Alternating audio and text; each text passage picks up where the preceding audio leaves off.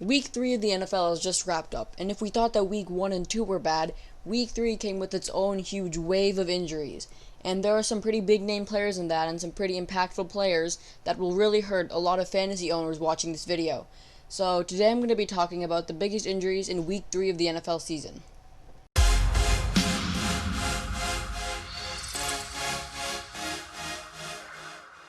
What's up, everybody? It's AC Analysis. Today I'm going to be talking about the biggest injuries in Week 3 of the NFL season. So what I mean by biggest injuries, I don't mean like the most dangerous injuries, the ones that hurt the most, but I mean the injuries that will affect that team and the fantasy owners the most. So if you guys enjoy consistent football content, liking and subscribing would be really helpful. We're on the road to 50 subscribers and we're currently at 45. With that being said, let's get into the video. So the first big injury I want to talk about is an injury to Seattle Seahawks elite running back Chris Carson. So Chris Carson, in a game against the Dallas Cowboys, had a sprained knee, and he's expected to miss a solid amount of time. It's actually not confirmed yet at the time I'm recording this video, but he's expected to be out for at least a week or two, but we're not really sure yet. In the Seahawks vs. Dallas Cowboys game, Chris Carson was hit low in the knee by defensive tackle Trysten Hill and has an ankle sprain and is expected to miss about 1 to 2 weeks. So this must be a relief to all you fantasy owners. He's not going to be gone for too long. But Chris Carson became known in the NFL for his power style of running. He's a good runner, and in my opinion, he's also a very, very underrated dual threat receiver. He can get out there and catch the ball. And because of Russell Wilson and DK Metcalf, Tyler Lockett being such big threats, Chris Carson had a little bit more free room to roam. But now that Chris Carson is gone, the Seahawks are going to have to depend on their second-string running back, Carlos Hyde. Carlos Hyde was good a while ago, but he's not good anymore. And now defenses playing the Seahawks for 1 to 2 weeks won't have to focus as much on Chris Carson and can focus on the real threat of the team. So he's not going to be gone for too long, so it's not going to make too much of a difference. So it's not too big of an injury, but it's still an injury to a big enough player that I felt comfortable putting it in this video. The next big injury on our list will be the Chicago Bears dual threat running back Tarik Cohen. So Tarik Cohen in the Chicago Bears comeback to the Falcons, I know, right? The Falcons blew another game. But in the Chicago Bears comeback to the Falcons, Tarik Cohen tore his ACL and is expected to miss the entire season, which is sad since Tarik Cohen was actually having a very good game. 2 rushing attempts, 21 yards. So he was breaking out for some big runs before he tore his ACL. Cohen became famous in the NFL for being only 5'6" inches. He's the shortest player in the NFL that is getting consistent playing time. In 2019 is when he played the most. He had 80 receptions for 500 yards and 64 rushing attempts for 213 yards, so he was impacting the game a lot. But also in 2019, the Bears drafted a new starting running back, David Montgomery, and Montgomery is now the starter. Tarik Cohen is the backup. So in my opinion, Cohen isn't as much of a runner as he is a dual threat. You can put him at wildcat, you can put him at receiver, you can put him at running back. So Cohen being gone will make a difference, but it won't make as much of a difference that it would have made in 2019. Because in 2019, they had their new rookie running back who wasn't really set in the NFL. But now that David Montgomery's really set, Tarik Cohen's injury won't affect them too much, but it will stop a big threat. And now a big threat for the Bears is gone for the entire year. The next big injury on our list will be to the Bills starting wide receiver John Brown. So before the game started in Week 3, John Brown had a calf injury, and they're not exactly sure yet how long he's going to be injured. But last season, John Brown was the #1 receiver. But this season, most of his receptions have actually been taken away by Stefon Diggs, who signed with the team last season. So because of this, John Brown hasn't been playing that well, and he's also been a little bit shaken up the entire year. Like, he only had 4 receptions first game.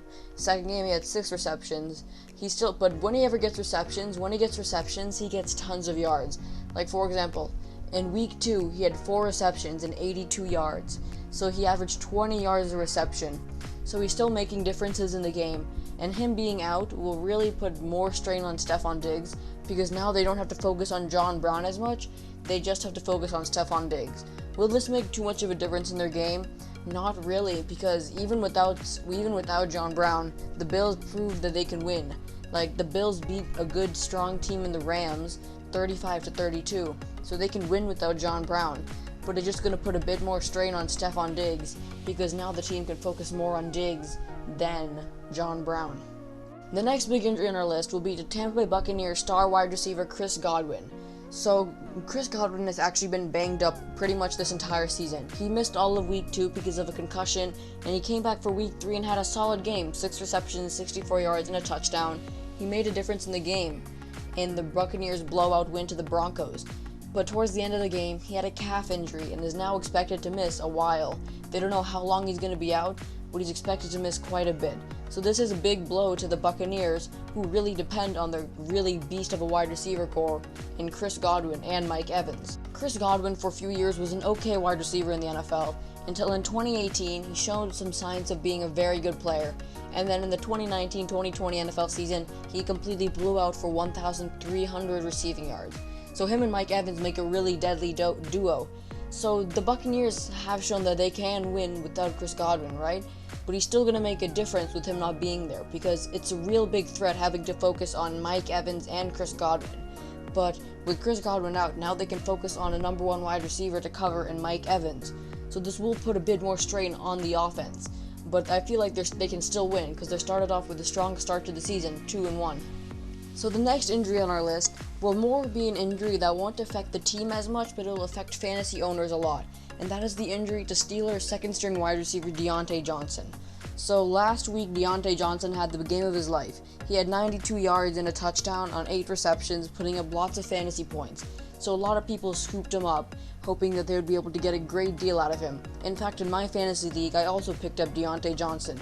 Then right after that, in the beginning of the Week 3 game against the Texans, he got a concussion and is now expected to be out for 1 to 2 weeks. He might not be out for any time at all, but he's expected to be out for at least a week. So this is not really the biggest blow to the Steelers, because they still got Juju, they still got Connor, but Diontae looks ready to really explode in the NFL. He's not going to be gone for too long, so if I were a fantasy owner, would I drop him? No, he's not going to be gone for too long. He's actually barely going to be gone for any time at all. But this is an injury that I really wanted to put into the video, because it's a big fantasy football related injury.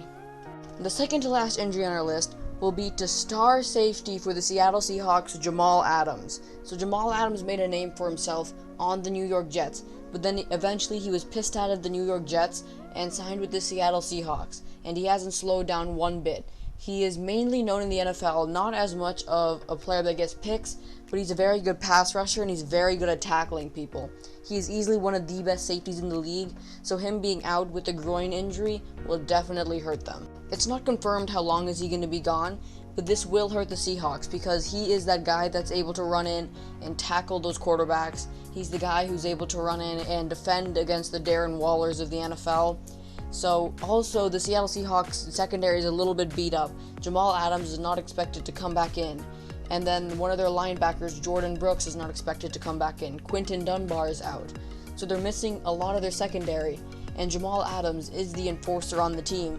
So with him being out, the Seahawks defense really takes a hit from that. So the Seahawks lost 2 really big players in Week 3. Chris Carson and Jamal Adams, but at the time I'm recording this video, they don't know how long he's going to be out. So the next big injury on our list will be the New York Giants starting strong safety Jabril Peppers. So Jabril Peppers is far away from his elite stature that he had a few years ago, but he's still a solid, strong safety. He's had a big plethora of injury issues recently though. Last season he missed the entire season with an injury, and this season now he's going to miss 2 to 4 weeks with an ankle sprain. So it's not going to make crazy much of a difference, because in return the Giants decided to sign Logan Ryan, who will be able to take his spot, and Logan Ryan actually left the Tennessee Titans, so it's not going to make a crazy difference, but it's one that I definitely feel like I could add into this video. Thank you guys so much for watching. This has been AC Analysis on the biggest injuries in Week 3 of the NFL season. So thank you guys if you made it to this part of the video, and if you enjoy consistent football content, liking and subscribing would be really helpful. We're on the road to 50 subscribers and we're very close. So thank you guys so much for watching, and see you next time.